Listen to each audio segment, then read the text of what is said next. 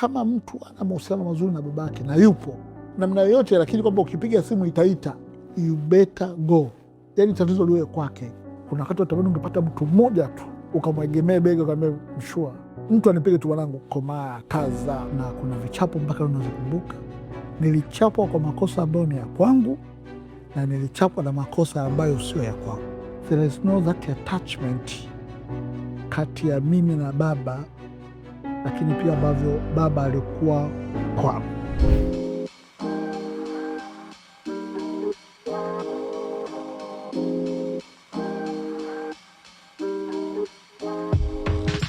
Karibu sana. Asante. Karibu sana. Asante. Mimi naitwa Ishengoma. Yes. Ni baba wa watoto 3. Wow. Lakini pia mimi na baba yangu. Okay. Na naamini kila mwanadamu na baba yake. Okay, sure. Na kila mwanadamu story yake na baba yake ina affect sana namna alivyo, na anavyotazama maisha, na namna anavyokuwa baba au anavyokuwa mke, au hata kama hajapata watoto, ni jinsi anakuwa mwanadamu, kiongozi na vitu vingine. Karibu sana. Nataka kufahamu watu wengi wanakufahamu. Mimi mwenyewe nakufahamu kama Sun Society. Ndio Society na baba yako. Ndio Society na baba yangu. Labda tuambie, ukisikia neno baba unapata hisia gani? Kwa picha ya babangu haikuwa picha nzuri sana. Yaani babangu alikuwa kama simba wa Yuda hivi. Baba yangu alikuwa ni mtu mmoja ambaye mpaka leo tuko wakubwa hivi sikujuaga mimi na baba tuna gap. Mpaka nilikuwa mkubwa hivi sikujuaga mimi na Mshua tuna gap, mpaka nilipoanza na mimi kuwa na watoto ndo nikaanza kugundua kwamba there is a gap kati ya mimi na baba, despite kwamba mzee wangu yupo. Mpaka leo mimi na baba hatuna story. Yani mtu apiga story na babake, mimi na baba tuna instructions. Yani tukikutana, unaendeleaje? Fresh. Vipi wewe? Niletee ile saa, nakuletea. Baba ile issue, yani hatuna story za kupiga mimi na Mshua. Na babangu akikaa na watu wengine ana story, na mimi nikikaa na watu wengine nina story, lakini mimi na baba hatuna story. Yani kwamba na story tunacheka hivi mpaka tunalivi, hatuna story. Soma tuongei, tunaongei ila Essentially we are not mingle. We are not mingle. Yani mimi na Mshua, we are not mingle. Yani mimi Mshua kaa anapigia simu, vipi sijakuona kwenye kipindi leo? Nilikuwa nimesafiri. Poa poa. Unaelewa vizuri salama? Poa. Kabaliza. Na mimi nikikaa baada ya siku 3 wiki imepita, mimi nakaa Mbezi Beach, bangu anakaa Tegeta. Mwezi unaisha sijaenda hapo kuangalia Manza na Mshua, kwa sababu there is no that attachment kati ya mimi na baba, lakini pia ambavyo baba alikuwa kwangu. Baba yangu mimi alikuwa ni mkali, alikuwa anachapa. Mimi nimezaliwa kipindi macho haki za binadamu hazijaja Tanzania. Haki za watoto na za binadamu pia zilikuwa hazijafika bado kipindi hicho. Kwa hiyo nilikuwa nachapwa, na kuna vichapo mpaka unazokumbuka. Nilichapwa kwa makosa ambayo ni ya kwangu na nilichapwa na makosa ambayo sio ya kwangu. Au uliona kinafanyika ukusema chapo? Nakumbuka mimi hapa kwenye mkono hapa Ishengoma, ukiangalia hapa nina kovu hapa la kuungua, ile kovu la kuungua. Ili hapa mimi na mdogo wangu tumefuatana tujapishana sana, almost mwaka kama sio mwezi 11. Kwa tumekuwa pamoja tumezaliwa kama mapacha fulani. Lakini kilichotokea, tulikuwa Nairobi tunaunguza, afu tunaweka kwenye sarafu, ikidondokea ikiganda ukibandua ile picha ya sarafu iko kwenye ile Nairobi. Sasa tunaunguza hivi, kaanza kumunguza mkononi, akalirusha hivi. Alivyolirusha ile Nairobi ikatofanya nikaja kutua. Kwa hiyo kubandua na ngozi.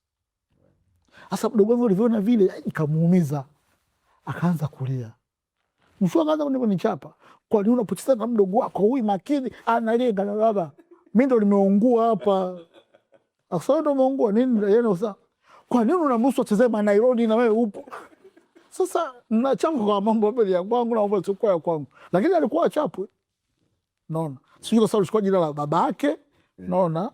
Kwa hiyo ikatokea mimi namshauri, kwa akitokea na jinsi naanza kujikagua na solo yani, kwa hiyo atakuwa close. Mimi baada ya darasa la 7 nimeenda boarding. Ndio swali nataka kuuliza. Nimeenda boarding. Nimesoma boarding. Nimesoma boarding na mimi nimesoma shule 6 sekondari, form 1 to form 6 nimesoma shule 6. Kwa nini? Sala tu nimefukuzwa, nimejihamisha. Hiyo historia ya siku nyingine. Shule zote nilizosoma hizo, babangu hajaje kunitembelea, ajui shule hizo ziko wapi. Hajaje kunitembelea. Mimi hajaje kunitembelea.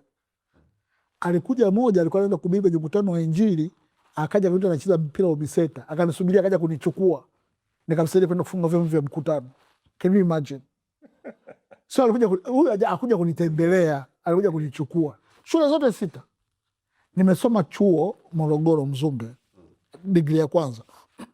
Baba hajaje kuja chuo, hata graduation yangu hajaje kuja. Lakini sio ana provide, lakini hana hizo shobo ile awala. Na mimi baada ya kumaliza tu, mimi imagine nimaliza form 6 sijaenda chuo. Wiki ya pili mzee kanikanisha ikao, anaambia kuanzia wiki ijayo mimi na wewe tusaidiane kuleta unga humu ndani au mboga. Mimi nimaliza form 6 ndio nilipata ajira yangu ya kwanza tena, nilipata serikali baada ya mzee tu kunipush home. Kwa mimi nilianza tu chuo siku tena home. Kwa mimi kama kuondoka kiukweli nimeondoka baada ya darasa la 7. Yaenda boarding, then boarding na rudi tu, ni mwezi mmoja naondoka, na kuna zipo likizo ambazo sirudi nyumbani. Kwa nimeenda hapo katikati hivyo. Mimi nimekulala polisi, babangu ajui niko hapa. Wala naenda ngejua sasa wacheni huko kwa jifunze maisha. Alijua lini unalala polisi? Au unajua leo?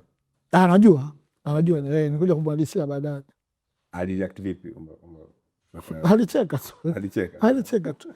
Babangu ale kuniuliza siku moja baada ya kuwa nimehama shule hivi, akaniambia mjo, hivi unavyotusumbua mara umehama suma ni watu umehama, na wewe unataka kuwa nani kwenye maisha? Anamsema mimi unajua hapo wakati nasoma science na mimi nataka kuwa daktari bingwa wa magonjwa ya wanawake. Babangu alicheka. Mnaga daktari kama wewe. Daktari daktari wako hivyo. Hapa madaktari wana behave fulani hivi, yani wako very composed. Wewe huwezi kuwa daktari. Kata sawa. Nataka nimuonyeshe kwamba mimi naweza kuwa daktari. Haikutokea, kwa hiyo kubalance form 4. Kwa hiyo mimi na baba yangu tukikaa, hata baba anakuita, yani there is no peace, yani kuna mazungumzo ya amani. Mimi naenda kuoa mzee, yani naenda kuoa siku 2 kabla mzee anda, ndo naenda kuoa sasa hivi. Kwa enda kuwa mume, pende mke wako, mnasameana, ndo maisha. So mimi na mamako. Kasa fresh. Ila nilipoanza kuwa baba, then I came to realize ile gap kwangu nilikuwa na feel should not be also kwa my kids. Na siwezi kuwa mkali kiasi hicho, lakini mimi nachapa, lakini siwezi kuwa ile distance inanisumbua. So there are things I went to talk to dad, then I have to talk to mom first. Afu mama ndo akaongea na baba. Baba pia hiyo hataki, anataka tuongee. Lakini mimi sasa naanzaje sasa ndio hapo. Kwa hiyo our dad was present, but his presence haikuwepo. Tulikuwa tuna baba ndio, lakini the presence sisi, it was a little bit not, it was 50-50. He was good, was not a bad dad, lakini ilikuwa ukisikia baba anakuchapa ujue either na waya au na kofi ambayo utajuta kupigwa naye. But it was good. Mimi nimekuwa mkubwa hivi, baada ya kuwa na familia nilimpelekea kilo 2 ya nyama kama shukrani ya asante. Kwa sababu shukrani maisha yangu mimi asingenitandika kiasi kile chokuwa nitandikaje, mi saizi itakuwa pengine mnakuja kunicheki jela au unanioji mfungwa aliyetoka jela leo kwa sababu ya masala nilikuwa. Sasa okay, point hiyo ni nzuri kwamba alikuwa simba wa Yuda, si ndio? Na unasema kwamba yeye kuwa simba wa Yuda imesaidia wewe kukaa tumoja kwenye mstari kabisa, ndio? Unasema sasa mtoto wa kiume ana stari 3 na mahusiano na baba yake. Moja ana idolize kwa mdogo, babangu kile kitu, babangu. Baadaye anamdemonize. Amshua bana, lazima amshua anafanya hiki, mshua anapeleka. Baadaye anamhumanize, si ndio? Wewe kwa stage amshua ushapita hiyo ya ku idolize baba mdogo, demonize sasa kwa teenage na nini, yani hiyo unakuwa unarukia kitu tunachofanya ni makosa. Baadaye anamhumanize. Kwa ukali wake au kwa nature yake, ni kwa kiasi gani umemuelewa ulipokuwa mkubwa? 80%. 80%. 20 kwa sababu tulikuwa aliapeji kwa nini? Yani his intention was positive. Ndio hapo. Lakini delivery yake ndio nilikuwa na shida nayo. Ndio hapo. Ndio nilikuwa shida nayo. Kwa sababu nilikuja kumuelewa some years later kwamba as a man I want to shape you. Yani dunia haina huruma. Yani no one atakuchekea ili akupe. You have to fight. And if when you make things wrong, there is a punishment. Dunia itakuadhibu tu.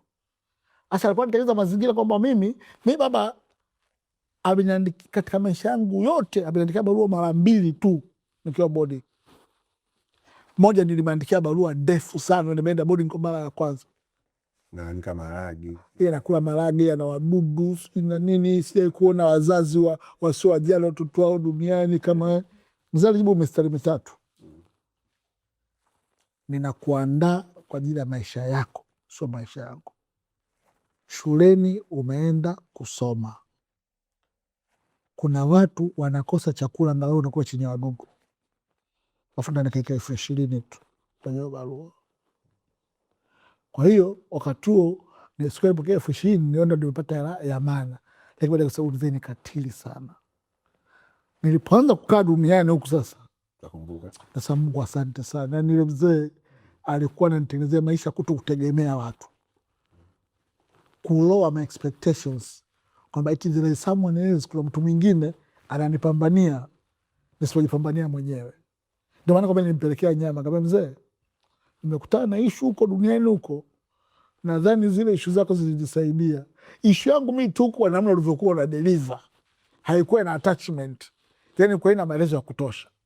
Lakini kwa maana kwamba mimi babangu juzi kati alikuwa anaumwa and I'm the first born, ananifuata anaishi nje, naona. Kwa hiyo mimi I'm supposed to be there. Kwa hiyo mzee ataka alikuwa labda ndo angetoa kauli yake ya mwisho, yeye ndio atakayeniona hapo pale. Then pale ndio hiyo paki ya mwisho ya malezi ile nikaiona.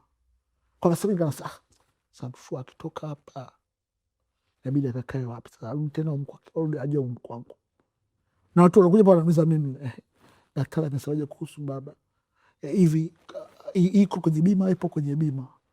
Si unanielewa? Yaani hizo communication hizo. Sasa kuna vitu bidi mimi nikesa pale na mcheki tu mzee mpaka anazinduka, naambia vipi leo hapo fresh. Nilipoteka.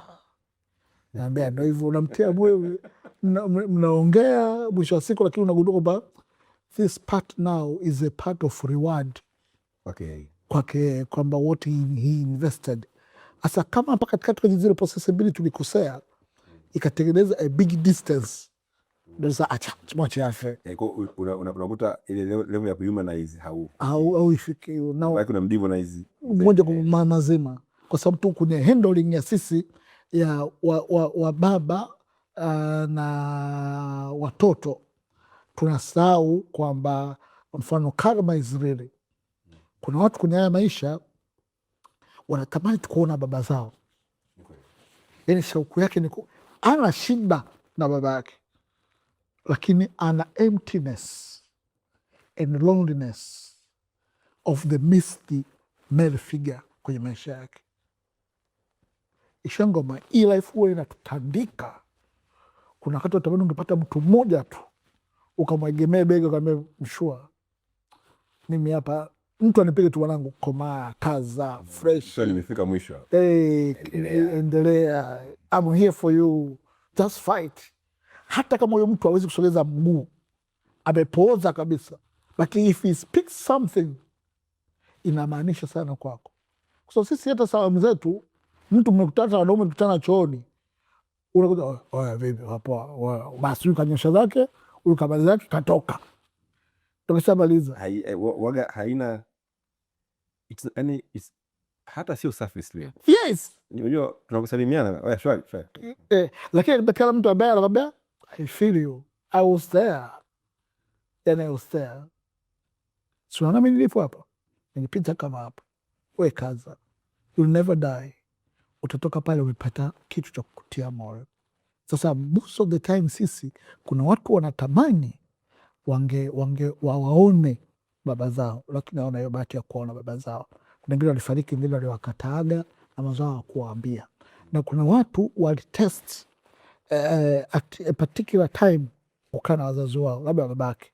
Sasa babake kaondoka akiwa hapo katikati hapo. Alafu kuna watu ambao baba zao wako wale lakini hawana mahusiano. Unaona?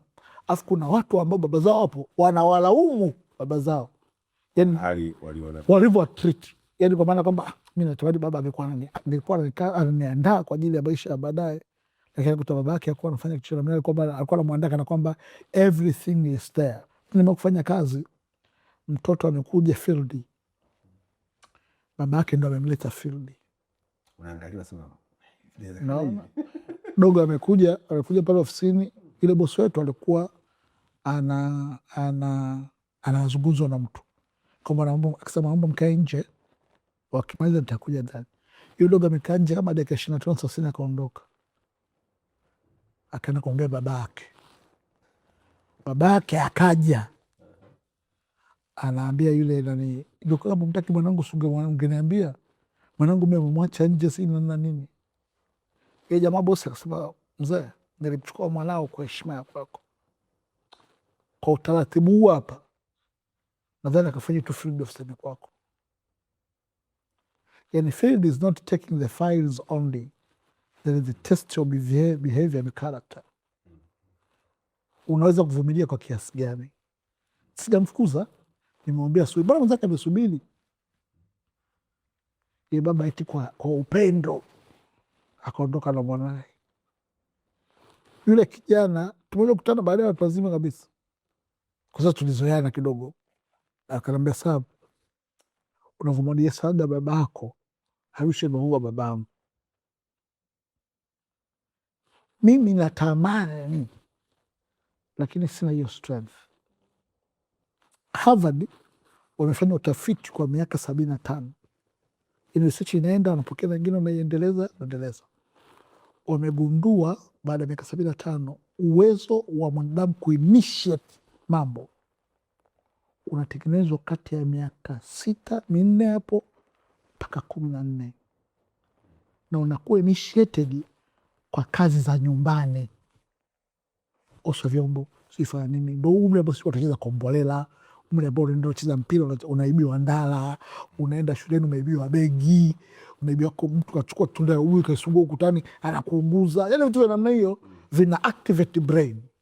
Ndo ulikuwa umri wa mtu kuactivate, umri wa ubunifu. Mtu alianza kuchora tu chini kwenye daftari lake, ina activate brain.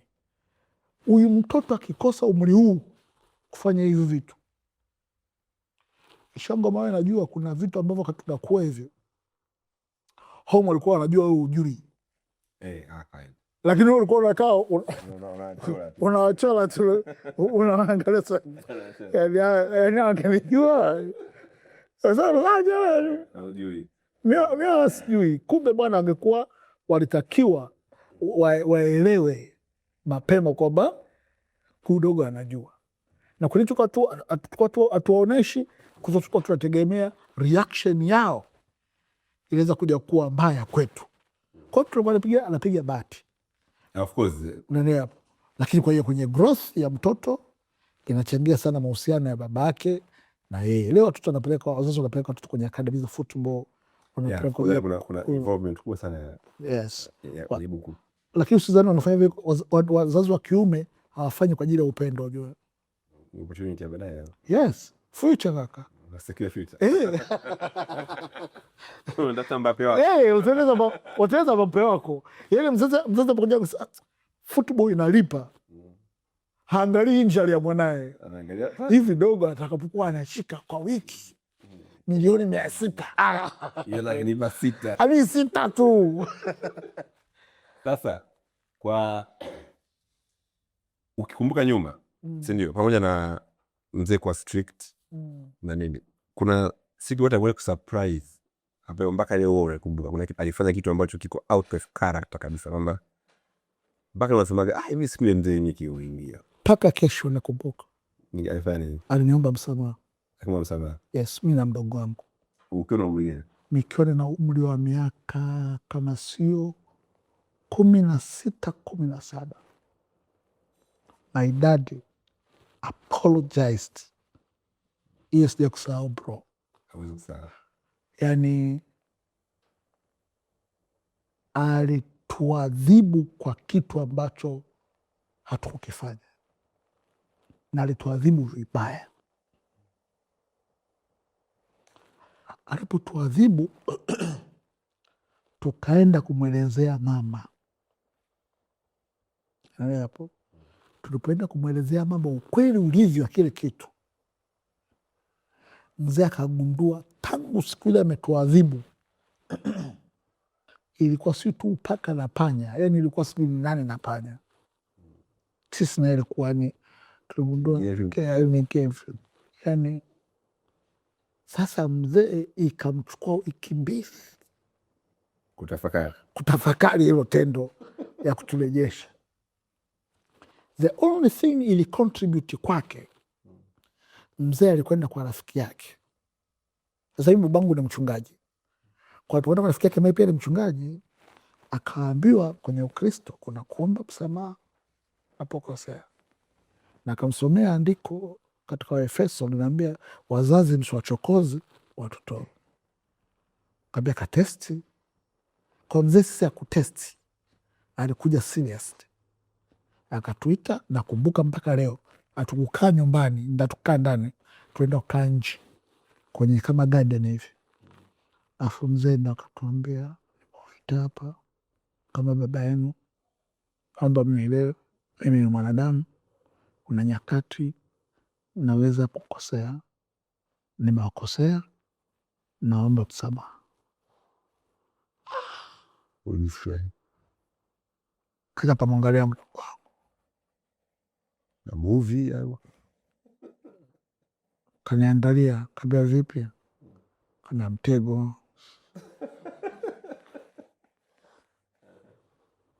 Sikuamini. Simba yule akaloa. Nikalawa, tumepokea, tumeelewa, kama navyopesamea. Next time mara na nafasi ya kujieleza, kabla hiyo nafasi wa uitoani. From there sina kumbukumbu kama mzazi baba aliwako michapa tena. Yani akaanza kuja kwenye sense. Nadhani sasa akaanza kujua watoto wameanza kukua na wameanza kujielewa na wanahitaji ukaribu wa namna gani. Na kato sita tumini nimeanza kwenda bodi. Mdogo wangu dawa alinifuata kama ameenda Tabora kusoma. Kwa hiyo nadhani baada ya pale mzee sasa akaja, sasa watoto mikindengo utatimu na wapoteza. Then hicho kitendo kilisababisha mimi nipone kabisa ego yangu,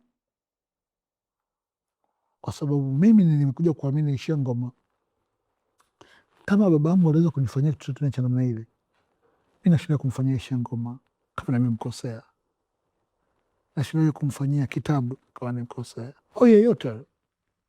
Na inaenda mbali zaidi, ni vitu wazazi kuwa wanasema basi hata kwa mke wangu kwamba nase baby I'm sorry, yani niliovalo kule jambo asikumitarajia. Mimi kuna kipindi wife leo kunishauri jambo, haya mambo ya matikiti, unasikia matikiti yanalipa sisi, nisingajichanganya. Kaniambia kini sababu bora kwa na akili unaingiaje kichwa. kama tatizo lako wewe una hizi issues elewi. Nikawaza kichwa vipi, ananiuliza kama sema ningekusikiliza saizi tumekuwa mbali saizi. Ambia sorry mwanangu, nilikujibu vibaya sana. So it happens, it's life. Yani maisha huwa yanatokea, we learn through mistakes. Kwa kile kitendo cha baba yangu kile ifenga mimi mpaka afanye vitu vyote nda sawa, lakini sio kile kitendo. It was changing turning point of my life, kwamba even this giant can fall. And it's not falling per se. Yes, yani kwamba making mistakes, unajua kati ya vitu vigumu sana mwanangu ni kufanya makosa, kukubali kufanya makosa. Kwa mwanaume, we have never seen our fathers apologize. Hata kuna kukubali, unaweza kukubali kichwani, fine nilizingua, lakini confessing. Na hata ukiona pia na confess, hata confess mdomoni, lakini moyoni na jambo lake. Mtu sometimes na confess sababu nataka someone nisaidie kitu fulani, nilimzingua pale. Kosa mbie tu wiki. Kwa ni vizuri sana. Mimi nafanyaga vitu intentionally kwa mwanangu. Mimi na mtoto wa kiume natoga mfano manyingi sana ninavyokuwa nazungumza. Mwanangu akiwa mwaka 1.5 nilirealize anakojoa kwa kuchutama kama dada zake, yani mtoto wa kiume. Ndipo nikaanza kumtrain mimi binafsi, na bana, wanaume tunakojoa hivi, wanasimama pale, wanasimama, tunarusha. Ya kuna time namwacha yeye ashinde, iende mbali, lakini my aim ilikuwa ni kumjenga saikolojia kwamba wanaume tufanyaga hivi, tunafanyaga hivi. Mimi najua ninavyofanya kwake ninafanya kwa ajili ya mjukuu wangu, sio kwa ajili ya kwake yeye, kwa sababu yeye ataenda kufanya kwa mwanaye alichokiona kwa baba yake. Kwa hiyo most of the time najitahidi kulea watoto sasa hivi ni intentional, yani ni intentional. Usitegemee kwamba haiwezi kuja automatically, yani mimi nakuja nitakuwa navua viatu mlangoni ili aone. Mimi kuna kitu babangu alikuwa anafanyaga, nilikuwa na mind kichizi, lakini baba sasa akirudi hivi, tumekaa hapo tunacheza, baba amevua viatu, anaweka socks. Sasa haya, je, kunivua socks hapa, Sam njoo tutakuja tunavua socks. Na mimi sasa hivi nalipiza nikikaa na mimi nikija bana, wao ndio wananiambia, kwani huwezi kuvuga mwenyewe? Vua na utakuja kuvuliwa kwa mkubwa baadaye, kwa sababu ya ile ahadi ya kuja kuvuliwa na anakuja kuvua. Kwa sababu kuna vitu ambavyo intention za kufundisha wawe submissive, wanamkia. Mimi wanangu ukija na binti yangu mpaka napiga goti kabisa, intentional aliona. Na mtoto anajifunza kwa kutazama kuliko kwa kuongea. Anaona unavyo behave, unavyoongea na mama yake, anaona unavyoongea na marafiki zako, unavyoongea na simu, anaona unavyosema nimekaribia huko naye kwenye gari wakati aje bado uko mbali. Unaona, yani anaona. Kwa hiyo usidanganye. Mimi nataka watoto wangu siku niliwaita nikamwambia hivi, leo ninakufa, mtanikumbuka kwa ajili ya kitu gani nyinyi watoto? Binti yangu akaniambia, nitakumbuka the way unatupeleka Hauti, unapeleka Mlimani City, unavyotunulia baga. Angalia attachment yake ilipo, it's outgoer. Ila kama akanicheki akaniambia, mimi nitakumbuka kwa ajili ya tomorrow. Kaambia tomorrow? Kaambia why? Asa whenever we discuss things unaniambiaga tomorrow, and tomorrow never comes. Mimi narudi usiku, nimetoka kwenye mishe zangu usiku, dogo ametoka zake shule, kwa tumekutana usiku, ananiambia nahitaji viatu vya mpira. Obviously nitamwambia tomorrow, nitamwambia hiyo kesho. Mimi kesho sasa mambo mengine. Dogo agundua kumbe mshua huyu akwambia kesho, jua hamna kitu. Kwa hiyo yeye kitu pekee, pamoja na kulipa ada, pamoja na kufanya nini, alichojifunza ni mshua akisemaga tomorrow hamna kitu. Kwa hiyo ile kitu ilibidi sasa nifanye navyokwambia intentionally nianze kubadilisha, kwa maana kwamba hata akiuliza bana jezi yangu imeisha, kama sijajibu tomorrow, kwanza ananiangalia nada tomorrow, are you sure? Naambia very sure. Anaandika. Nimewafundisha watoto kuandaa kesho wakiwa leo. Kwa hiyo nimeambia msitafute uniform asubuhi, usitafute kitu cha shule asubuhi, usitafute begi la shule asubuhi, tafuta usiku. Kwa hiyo ili watoto waone jioni, tukishamaliza kufanya sala ya jioni, tunakaa tunatengeneza to-do list ya kesho. Kwa ya kwako dadi, wanaona pale naenda kazini, kutoka kazini taenda kwenye interview na Ishengoma, kutoka kwenye Ishengoma tapita dry cleaner, kutoka dry cleaner nimecheleza pale. Kwa wakati jioni nawauliza ya kwao, iliendaje? Na nafanya na wewe ya kwako. Naona the aim sifanye kwa sababu mimi nina ratiba, ila nataka kujifunza wao pia jifunze kujipangia mambo yao wenyewe. Mimi nilikuwa tafuta socks bro asubuhi moja, nakumbuka moja niliacha sembleni hapa ilikuwepo. Mama mama anauliza ulipotoka shule ulipitia wapi? Inabidi nirudi mpaka mlangoni. Nilipotoka hapa nienda jikoni, tunaenda jikoni. Natoka jikoni nilienda huku. Sasa unapoteza dakika 20 tafuta socks. Lakini vitu vya kujifunza slowly, kuiandaa mapema, kuandaa namna kurelate na watu. Yaani watoto wangu wanawajua marafiki zangu. Na peleka sisi kazini, mimi mnavonaga nalipanga ada, tuende kazini mkaone nachoenda ukifanya. Wanakapa wanaangalia. That's only. Kama wazana beba zege, mimi naongea tu ndo nalipo. Kwa choose your path. Choose your path. Yeah, of course. Anyway, but you know, instinct kwa wako sahihi, si ndio? Ni vitu ambavyo una improve au uelewa kutoka kwa baba. Ni vitu ambavyo uliona babako, baba alikuwa strict na hivi, si ndio? Lakini wewe umeona kwamba okay, baba alifanya hiki, kwa umebeba ile kwamba okay, I'll be strict with my kids, lakini mtambia kwamba I'll make sure I'm relatable, waweze kuongea na mimi kwa urahisi, ili unazoongeza zingine. Ni vitu ambavyo umeelewa kutoka kwa baba au ni vitu ambavyo sasa ameamua kuimprove, so kwamba okay, vision yako wewe ya Mjasasali ni hii hapa. Ishongoma, kuna vitu vingi ambavyo mimi sikujua nimevibeba mpaka mke wangu alipokaa na babangu. Akaniambia sitapata tabu tena. Pure your dance. Yani copy and paste. Nalewa hapo. Hii copy and paste. Kwa mimi sikujua kama nimevibeba. Lakini kume vile ndo ninavyo. Sasa katika hilo niuliza, kuna vitu vitatu. Kuna vitu ambavyo tayari viko kwenye subconscious mind, ninavyo. Yani nishaviona, sikujua kama nimeviaccept, nivyamshua, lakini ninavyo. Sijui kama naweza kukiedit au siwezi kukiedit, lakini mtuambia, ukiwa naongea hivi, nakumbuka sana baba yako ananiambia.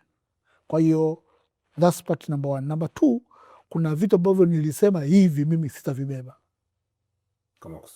Kama kusudi kabisa kwamba hiki hapa mimi sitakibeba. Na kwa nini sitakibeba? Kwa sababu nimeona ambavyo mimi kimekuwa kinanela. Mimi mzee ilikuwa kupita wiki hatujaongea, ilikuwa jambo la kawaida kabisa. Lakini nimekuja kugundua the more mnakuwa mna gap kubwa sana inaweza kukuaffect. Yeah. Kwa hiyo nikaona mimi ile nitaimprove. Sitabeba kama nilivyo, nitaipaka rangi. Lakini sitatengeneza ukaribu wa watoto kunizoea kuniona ni kakao au mtoto mwenzao. Lakini kwa maana kwamba they know this is dad, yani huyu ni baba, na ukizingua kuna wakati mwanangu kinawaka. Watoto wangu huwa wana opti kuchapwa na mama kuliko mimi. Ila kusemwa wana opti kusemwa na mimi kuliko mama. Mama viishagi. Mama ataongea kwanza getini kule. Talk to dad, talk to us. Yani aishi. Lakini mimi naambia tu anamshuhudia tena, sio vizuri najua. Mnaona okay, mtu anikasirika hapendi vitu vya namna hiyo. Lakini kuna vitu ambavyo baba kuwa navyo havikuwepo nyumbani, lakini nimeamua kujifunza baada ya kuona kwa wengine. Yani kuona wengine wanavyoishi baba zao wanavyofanya, nikasema mimi hapa hayakuwepo kwetu, hii nitaichukua kwenda nayo kwa ajili ya vitu ya namna hiyo. Sina kumbukumbu katika maisha yangu haja kutokea baba ametupeleka out watoto kwenda kuoga, si kuogelea, si kwenda kucheza football. Sina kumbukumbu, lakini nilikuwa najisikiaga vile ambavyo wazazi wanaenda na watoto wao. Kwa vitu vingine nikiwa mkubwa kabisa, sio watoto, nikiwa mkubwa nimekwenda na mshikali, vipi leo tunataka sema nangu leo jioni nimepanga saa 12 naenda watoto wangu movie. Una cha kufanya sasa, hicho ndo ninachokufanya, hicho ndo cha kufanya, ndo hicho cha kufanya. Kwa mimi nikasema okay.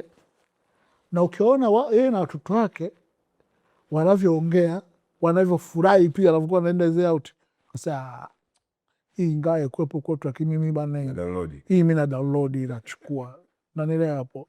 Yani kuna hizo package ambazo baba anaingia kwenye ratiba za watoto. Sio lazima watoto waingie kwenye ratiba ya baba, lakini baba anaamua kwamba nitamaliza vitu vyangu saa 10, saa 12 sipangi chochote, na kumekishua yoyote hata uwe nani. Hiyo ni time ya mimi na watoto wangu, sababu kuna jambo letu. Kwa hiyo kasema hapa mimi nitajifunza, is where nao nikaanza kudevelop interest ya kujua talent za mtoto wangu, vipaji walivyokuwa navyo, nawezaje kuviendeleza, wapi sehemu nzuri. Kwa kuna sehemu zingine, mfano mwanangu alikuanza kucheza mpira, kocha ni mzuri, uwanja ni mzuri, lakini watoto anacheza nao sikuwa bad influence. Anaweza katoka anajua anacheza mpira kile kaja na matusi. Kwa nikasema akinapokuwa nakwenda kwa wakati wanacheza, mimi nakuwa naweza kufanya kazi zangu zingine, lakini I must be there kuhakikisha kwamba sio kwamba yuko safe, lakini kwa maana kwamba anapotoka mazingira yale pia yasitokee katika namna ambavyo yakawa to lose end, yakamwasili moja kwa moja. Kwa kuna vitu ambavyo kwetu vikuwepo kabisa, sio utamaduni wa kwetu, lakini nilivyovisikia, nilivyoviona, kwa sababu vile kwa kweli ile nitajifunza. Mimi sikukipata, lakini pia siwezi kusababisha mtu wangu akakosa. Kuna vitu ambavyo kwetu vilikuwepo na nimevichukua vingine kama vilivyo, hiyo kama ilivyo, yani kwamba hiki kilikuwepo na nabia babu alikuwa atufanyiaga hivi, tena mshukuru mimi na wabembeleza. Kwa kuna vitu ambavyo vipo vimenisaidia baadaye, vimenisaidia katika maisha, kwenye kazi na maisha ninayoishi, lakini kuna ambavyo nilisema hiki akivuki hata mlango, hiki hapa kama kilivyo kinaingia, hiki akikuwepo bwana kilete kitusaidie kumove. Mimi sija kukaa na mama yangu tunajadiliana kuhusu chakula, eti kwamba leo mnataka tule nini, kilichopo kinaliwa tena nikamwambia mnisikia mimi nasema nataka kula nini, mnataka kula nini? Leo tule nyama, tule pilau, ugali dagaa, na ndo nauliwa. Unadhani baba yako yuko proud na wewe kiasi gani? So much. Yani baba yangu mimi akienda mahali, mfano akienda benki, lazima aongee, akiuliza Sasali huyu yule mwanangu wa kwanza yule ni mwanangu wa kwanza. Yani my dad is so proud of me. Na baba alikuwa anadisia story moja, wakati hapo nina makando, rafiki yake mmoja alinifuataga, kaambia mtoto wako yule anakuaibisha sana yule, hebu muonye, hebu kaa naye vizuri, ongea naye. Sasa ile anaelewa anachokifanya, uliloza atakuwa elewi. Yule akikaa polisi akipigwa makofi lakini nitamrudia, anaelewa, nyama chene. Sasa siku hizi siniko nini ya trendi. Ile mzee anakutana mzee, sasa naona kijana wetu anafanya vizuri. Mzee anasema ukiwa unaharibu naibaki kijana wako, ukifanya vizuri aitwa kijana wetu. Unaona? Sasa mzee yani anajisikia huwa anatamani akisikia tu. Sasa siku moja amepanda kwenye daladala, watu wakawa wanasikiliza clip, wanasikiliza clip, mimi naongea, wameongea mzee. Sasa sikuvumilia, sasa akaambia huyo mnamwangalia hapa, wajani mwanangu. So mwanao upande daladala, sasa ni mwanangu. Sasa subiri, akanipigia simu, weka loudspeaker, Samu uko hapa? Kaambia niko hapa mtaani tu azulazula. Unazulazula huko unani wapi? Kaambia naelekea nyumbani saizi kutoka kazini. Leo ulikuwa unaongea ishu sijui ishu ya TRA sijui. Kaambia ishu ya TRA. Kuna watu wakusikiza kwenye daladala hapa wakawa wananibishia mimi sio babako. Kaambia unaweka loudspeaker ndio wathibitishie.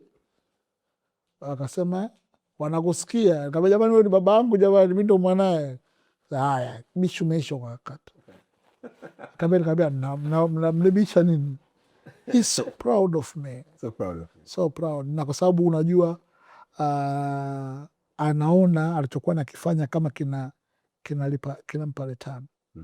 Mi nimeenda mzee wakati amelazwa hospitali, kwa kuna restriction kwa sababu kwa ICU kuna watu wachache walikuwa wanaruhusiwa kwenda kumuona. Mi pale hospitali nikaa nimepewa a pass at any time.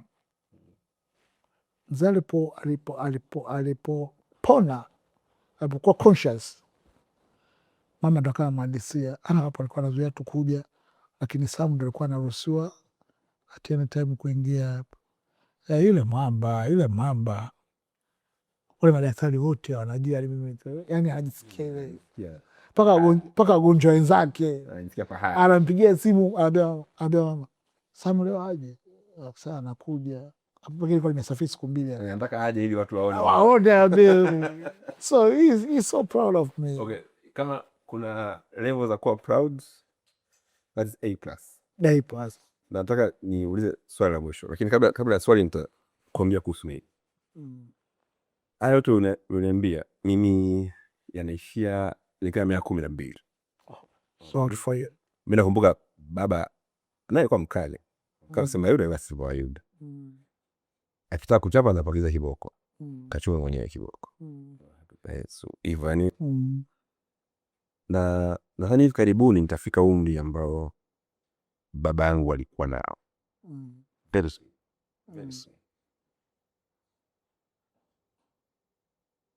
Kwa hiyo lakini kwa mimi bado ni baba, yani that image. Ndio nikifika miaka 60 bado nitakuwa naona baba yangu kabisa. Unafikiri watu wanaopitia kipindi kigumu, tuadresi watu wa aina 3.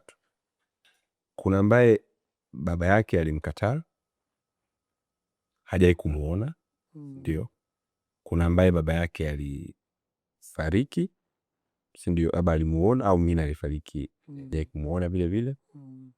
Na wale ambao wana complicated relationships na baba zao, si ndio. Hawa watu wa aina 3 ni kawaida kumkuta yupo na yani moyoni mwake yupo conflicted, hajakubali labda, au mwingine anaona labda babangu angekuwepo ningesoma mpaka sehemu fulani, babangu angekuwepo ningesoma shule fulani, si ndio, babangu angekuwepo ningefanya hii, si ndio. Huyu mwingine ile labda kataliwa, anaona babake yani hivyo. Na huyu mwingine ambaye anakusilisha nini mahusiano mabaya na babake. Wewe kwa unavyoona, kwa ukitazama story yako wewe na baba yako, na mahusiano yako wewe na baba yako, si ndio, kuna value gani ya mtu kufikia mahali akawa yupo clear juu ya mahusiano na baba yake? Either huyo ambaye babake yupo watafutana wayamalize kwa namna yote ile, si ndio, na hawa wengine ambao hawana nafasi ya kukutana wakae wenyewe tu watafakari, wafike sehemu ambako ni positive, kwa sababu naamini mwanadamu akiwa na negative emotions na mahusiano na baba yake ni ngumu kuadmit, lakini ina affect sana na unaongea na watu, na unaongea na watoto wako, unaongea na familia yako hivi. Unadhani wewe ni steps zipi ambazo mtu anaweza akaanza kuzichukua kutafuta ile healing moment? Shango, makati ya vitu ambavyo vinatutesa wanaume au wanadamu tuseme kwa ujumla ni denial stage. Denial stage ni hatua ya kuto kukubaliana na kile kilichokuja kutokea. Denial stage inatengeneza kitu cha pili ambayo ina branches mbili, moja complain, nyingine ni guilt. Complain ni malalamiko lakini na lawama. Ndio kwa nasema hapa, kama jadi babangu angekuwepo, baba kama asingefilisika, baba kama asingekufa. Hii ni denial stage ambayo ukizubaa inaweza kuchukua muda mrefu sana, kwa sababu ina kawaida kutengenezaga comfort of sympathy, yani inatengeneza kagodoro fulani hivi kakusema ili ufarijike. Mseme huyu ni yatima. Kwa hiyo wewe unakaa kwenye ile sema, unajua kama mimi ningepataga baba yako kama wewe, mi pengine ningekuwa mbali kama wewe. Kwa hiyo tunyamaze kwa sababu mwenzetu alifiwa. Sasa lazima utufikie kwenye level ambayo unasema hapa, level of acceptance, level ya kukubali kwamba mimi mwanangu mfu alishaenda. Sasa ili upate healing, kuna vitu vile lazima uvifanye. Kitu cha kwanza, uweza na mahusiano mabaya au wazazi alifariki, level ya kwanza, tafuta mtu kama unaamini kwenye male figure, tafuta mtu, anza kuwa ni uncle, anza kuwa brother, a person you trust, kwamba sina mimi na watoto hapa, na watoto wa kuwazaa, lakini na watu ambao walikuja kusema bro, sijawahi kumwona baba yangu, sina baba yangu, nataka uwe baba yangu. Wengine nawakatalia, wengine nawakubalia. Kwa hiyo wakiwa wana ishu zao zinazohitaji baba, mimi ndo naapia, ndo naongea, nazungumza, namkemea, namfokea, naambia hapo umezimbwa kichizi mwanangu. Na kwa sababu alishafika level of acceptance, anasema nasema so mimi sina baba, yani mi ndo baba yake. Sasa kwa kuna level, tafuta mtu wa kusaidia, tafuta mtu ambaye wapo tunatania ambao kuna ndoto sio ndugu zetu kabisa tumbo moja, lakini tafuta mtu sio mshikaji, tafuta mtu ambaye anaweza kukukemea, mtu ambaye ata step in ile role, kwenye ile role. Unatafuta kwa sababu ya role, sio sababu ya appearance. Ile role ambayo nadhani hii inahitaji mtu ambaye angeza kunisaidia na kuniongoza kwenda kusogea. Kama mtu ambaye amesema naenda kwa baba kuzungumza naye, basi huyo mtu atambue ile role kwenye maisha yako aweze kuja. Kitu cha pili, ishengo ni kuamua kumove on.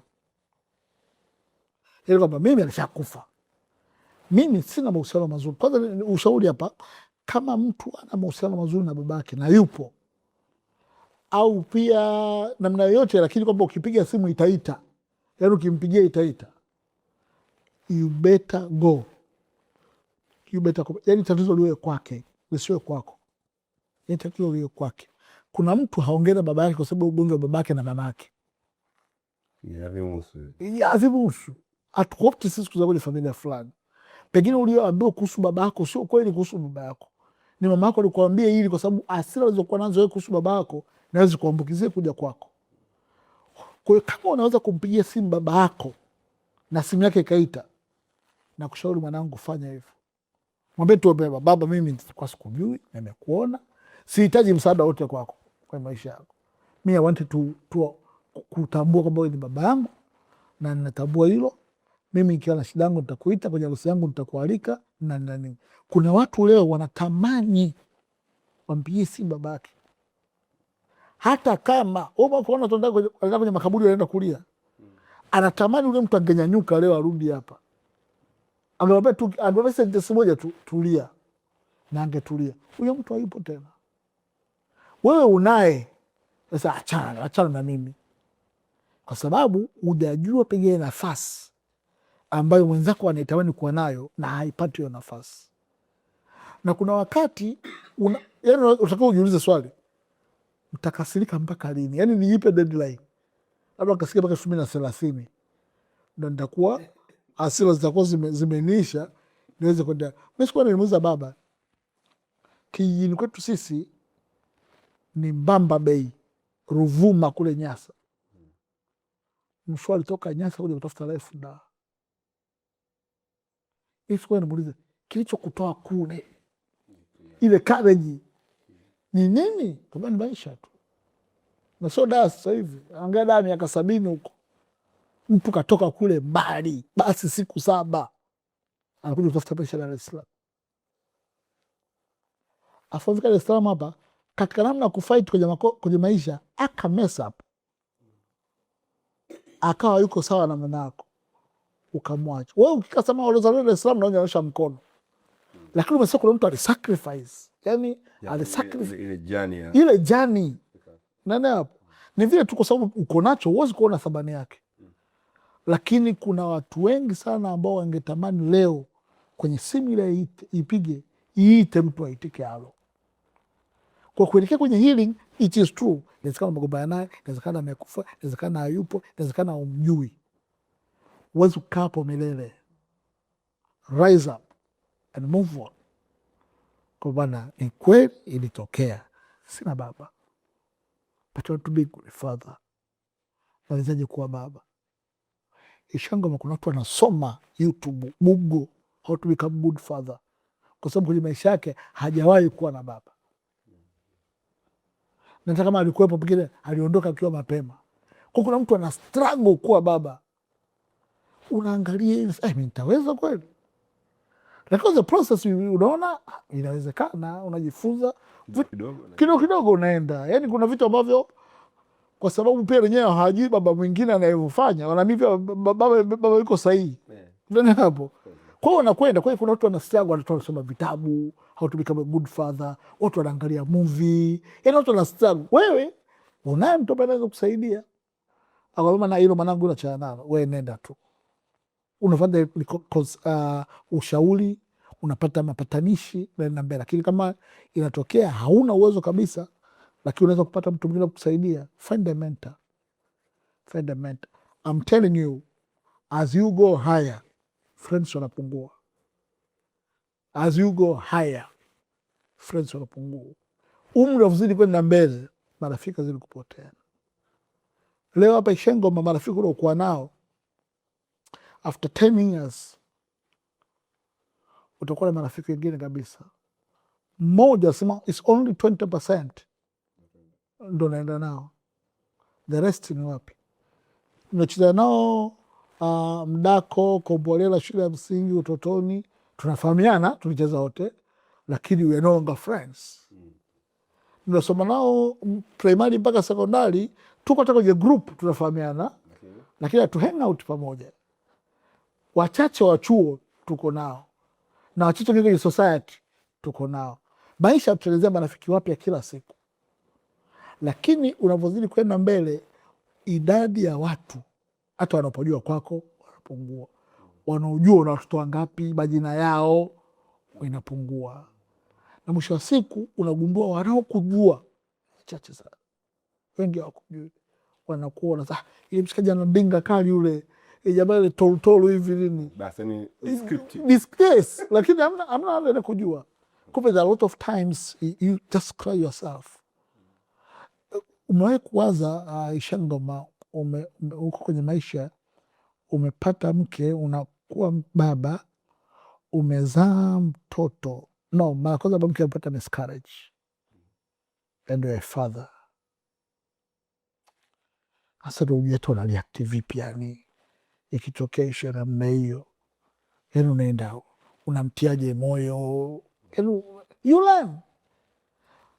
Inatokea sasa pata mtoto amezaliwa ana kichwa kikubwa, and you're a father. Watakuwa play a male figure kwenye familia. Watu wengi hawajajua kwa nini wanaume wanakimbia kwenye changamoto. Watu wengi sana hawajajua. Tutakaza sio kichwa kikubwa, sio anapoa imefanyaje. Angalia ndio hospitali, hospitali wengine wa mama. Mume amesepa. Hajawahi kwenye maisha yake kumuona baba yake akibehave, yani ngoma kishatokea hivi unafanyaje? Ndo mtu anasepa, yani baada ya miaka 10 uko akili ndo inamrudia sasa, kama narudi nimeona tu nije kumfuata mwanangu. Wewe angalia kitokea mwanaume yule mtoto alipata msaada itaika milioni 20, wananchi wamechanga patikana milioni 100. Kwa nini wanaume huwa wanarudi? Solution imepatikana. Yani awakuama wale, amekaa kikao peke yake, mwanangu hapa utakufa, anachimba ana washikaji ambao mwanangu we can fight together.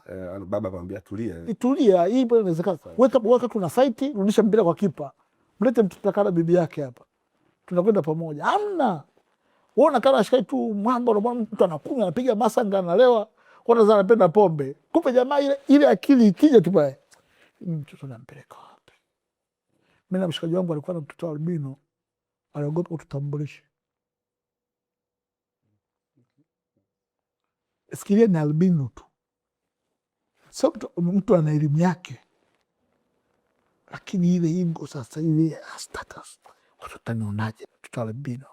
Yani unajua tukisema ni ile supportive structure ambayo ndio tunasema baba kama baba yako yupo na umekuwa na mahusiano ya kurudi kwa baba yako kwa kila kitu, that means phone call ya kwanza upata changamoto yoyote ambayo inahitaji ile leadership, ampigia baba hiki na hiki, akwambia tulia, hiyo mbona hivi na hivi.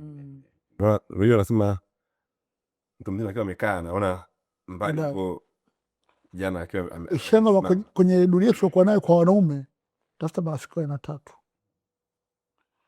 wale ego, yani tai, people can see far.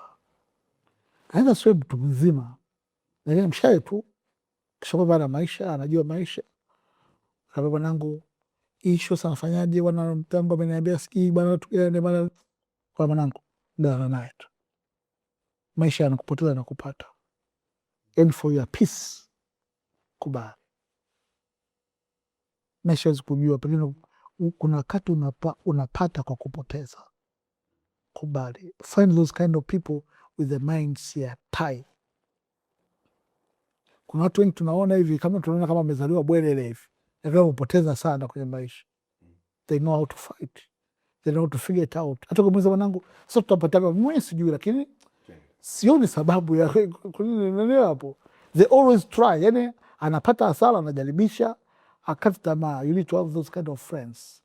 You have to have people wenye wanaitwa kama manyumbu, ni wale watu ambao they can stay with you, yani una msiba una kila kitu mwanangu, tuwenzetu yani yeye ndio cheerleader, mwanangu hii tunaweza yani mwanangu, si mimi nataka kununua gari, twende mimi nikupeleke hadi Mwenge, nimekuwa na 200,000 nunua. Yani maisha ndo haya na sikajo hiyo. Yani ukiwakosa wale utajikuta unashindwa kuishi hapo. Yani unajua kuishi ni sasa kuishi ni hivi ndo tunaishi. Utaishi kwa uoga sana, kwamba mwanangu awe twende wana shida kaka, hakuna jamaa Afrika mmoja anambia hakuna chini ya kukosa, yani kama hakuna chini yake, yani wote kwa kama una hela hamna chini ya una hela, kwa hiyo wote sasa tunaga hela, kwa hiyo njoo kwenye zero grace. Kwa jamaa wangu alikuwa anataka sana crown, amenunua crown alimaki na 200,000 lakini sisi tukamjaza kabla kununua tu hangu fresh. You need those kind watu kupush, usipoenda utakuwa ufanye maamuzi. Lakini namba 3 unahitaji watu ambao ni threat, watasababisha uendelee kuwa na tahadhari. Mtu mfano mshikaji wako Shengoma, kila siku unamkopesha hela akulipi, kila siku unamkopesha hela akulipi, mambo mengine yote mshikaji yule, ukiwa sijui na jambo lako, hata baba yako kama kafariki, mwamba yupo asubuhi mpaka jioni. ila tu kuna maeneo ambayo huwezi kumhusisha, mfano eneo la hela, unaelewa hapo. Kuna mshikaji wako kila kitu, ila ikifika time ya varangati huyu aondoke, huyu atatuharibia. Sasa wale watu wanasababisha tuwe tuna tahadhari, kwa sababu watusaidia sisi namna ya kurelate na watu. Yani unajua sasa huyu mkimkopesha huwa halipi, kwa kweli huwa halipi, na mimi hichi kitu nisiwafanyie wengine. Kwa kuna watu ambao ni mira, yani ni kama kioo cha kujiangalizia kwamba ukiona watoto mko sawa kila kitu, kuna part of humanity utaipoteza, kwa sababu hawa washikaji wao wanajuaga tu kwenda mbele, hasa kwa vitu vinavyohusu ninyi. Lakini kuna watu ambao mnakaa nao mtaani, mnaishi nao, kuna wakati unasema watu wako chini huku, naweza kuwasaidiaje? Ukitazama unaona bora niwapige tafu. Hao ni marafiki ambao hakuna ninachopata kutoka kwao isipokuwa tu napata ukaribu wao. Wao ni dada saluni, si ndio mwanangu? Washikaji wa saluni kimsingi, hata wewe usipoenda watapata watu wengine kuwanyoa nywele. Lakini wewe ukifika pale ukuta kuna washikaji wananyolewa, washikaji wanapiga stori za Manchester, sijui Arsenal, sijui wampigi kimya. Yaani unajiunga nao. Na washikaji mtu akitoka sasa, jamaa mshikaji wenu, sasa mshikaji wetu ule sio mshikaji wao, lakini ukija kuna vitu wanakupa priority kwa sababu wanaamini wewe ni mshikaji wao. Lakini wewe sio mshikaji wao. Na mimi sio washikaji zangu. Lakini kwa maana ya kwamba wanatuonaga, tuko nao, tuko pamoja, gari likizima limenasa kwenye mtaro hapo, watalisukumiza huyu bwana wetu fresh, unakwenda. Wale wanapata sawa kama wana reflect. Lakini sasa nikiwaachia gari hao watarudi hamna site mirror. Inabidi niwepo. Au na mimi mwanangu Linda nitakutoa. Lazima apate incentive. Lazima, yani kuna kitu ambacho lazima anafaidika kutoka kwako. Ni kama mchwa. Kwamba huyu tunamlindia atatutoa tu. Kama sio leo, kesho. Kuna shaka mtaani anapitishaga bakuli kwa ajili ya jezi, sio ndio kucheza mechi. Wale wanaombaga 100 buku, wao wanapa buku 5. For your own security ya future. Siku mwambo. Mwambo bwana huwa anatoaga.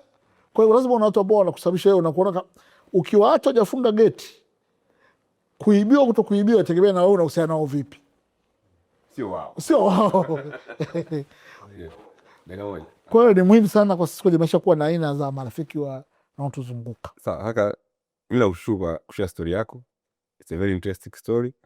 Na naamini tutashare na necessary parts of the clips kama kushare na wengine kabisa. Na kwa kuwa yuko proud A+, na mimi nafurahia sana kabisa. Na naamini watu ambao wameangalia watapata kitu kujifunza. Tena kama ungekuwa una uwezo